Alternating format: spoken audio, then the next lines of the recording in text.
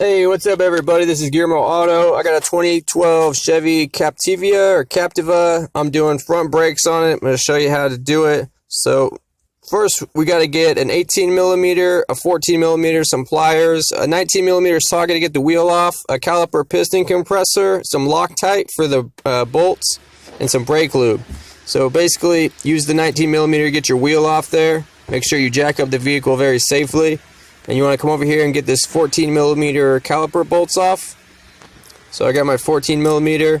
Go ahead and just get these bolts out. Go and spin these out. And when you're doing it, if the little nut on the other side spins, you could get some pliers and hold that. And then you could get your wrench on there and get that out. So go ahead and get that out. Alright, now you could use two hands to gently wiggle this caliper off.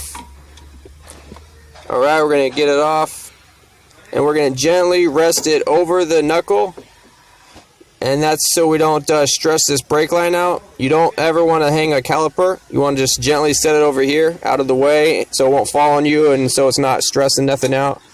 Now we can slide these pads out. There's my old pads. Notice this sensor in the inside pad. The sensor was that little metal tab I was pointing at. Now we'll get this one out. Alright, so we're going to get this caliper bracket off, and if you're doing just brake pads, then you could just put them in here and you could skip ahead and see how to put it back together. But if you're doing rotors, I'll show you how to get the rotor off. You want to get this 18mm wrench, and we got to get the bracket off. This is if you're either going to take your rotors off to machine them or if you're going to replace them. So let's get this 18mm bolt out. Notice it has pink Loctite on it. We're going to put Loctite on it again when we go back in. Let me get my bottom one off, and these bolts should be a little harder to get off than the caliper bolts because they're, they're bigger and they got Loctite on them. I had to put the top one back in just a little bit to hold the bracket in place so I can get this bottom one off.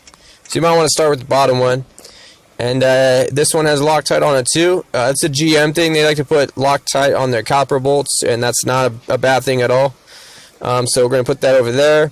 Now if you're going to get the rotor off, there's this guy. He's got to come out. He's a little bolt. He's a Torx 30, T30. Go ahead and get that out. If you're having trouble with that, getting that out, I have a video that you can watch to get those kind of bolts out that are stubborn. Then you're going to want to, if it's really rusty and stuck, you can put a nut on the stud and hit it with a hammer in the back, or a rubber hammer if you're going to keep the rotor and resurface it, or a metal one if you're getting rid of the rotor and you could damage it. But only do that if you have to. So I got my machining. I'm machining it on the car. It's called the on-the-car machine, so I didn't have to get it off. But that was just to show you how you could get it off. Now come over here. We're going to lube these pins up. Notice this one has a black fitting on the bottom. We'll put some brake lube on these and then put them back in. You can just coat these and put them back in. Just like that. You see how I just got some brake lube on them, and now you can just slide them back in.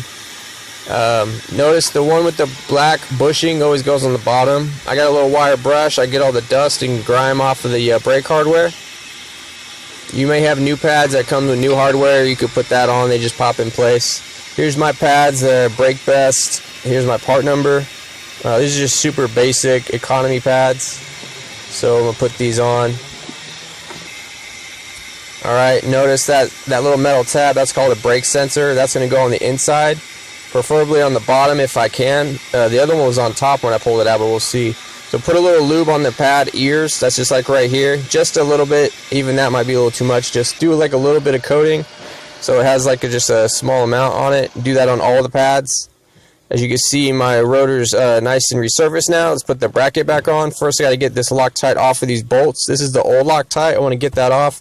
I used a wire wheel. You could probably use something like a wire brush maybe, or just something to clean them up. And then I'm going to put my new Loctite. Notice this one says blue. You could buy red. I'm just in a bind. I have to use blue, but I would recommend when you go to this parts store, get red, because that's what was on there. Well, actually it was pink, but blue or red should be fine. We'll get that in there and we'll torque the bolts to the proper torque, and that should be fine. So I'm going to put a little blue on. You don't got to do like a massive amount. I mean, that's plenty right there. And then once you get those with some Loctite on, we'll put them back in. You don't have to get them in immediately, but you want to put them in kind of quickly after you put that stuff on it. You don't want to go like eat a sandwich and then come back. So yeah, get these in. Here's the torque spec for those. Now we'll get our pads in. This one, the sensor is going to go on the bottom. Slide this in. We'll slide our new one in. Alright. And those should slide in without too much issue at all. Now I'm going to compress my piston caliper. So I got a tool here. This is designed just for doing this, for compressing these. You can get creative. You can put the old pad in here and squeeze it with pliers from the back side. And there's multiple ways. You could Google ways to get this done if you don't have a tool for it.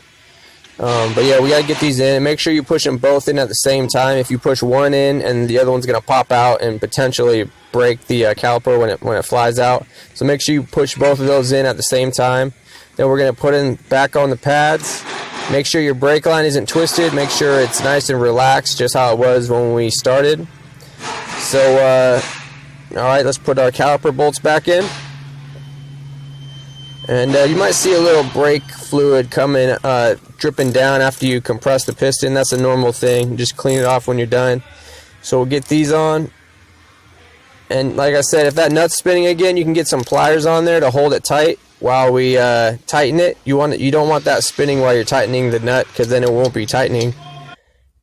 Alright guys, I hope this video helped you out. I know it goes a little fast. You could rewind it if you need to. Please like, comment, subscribe. Any additional information in the comments is appreciated, and I'll see you next video.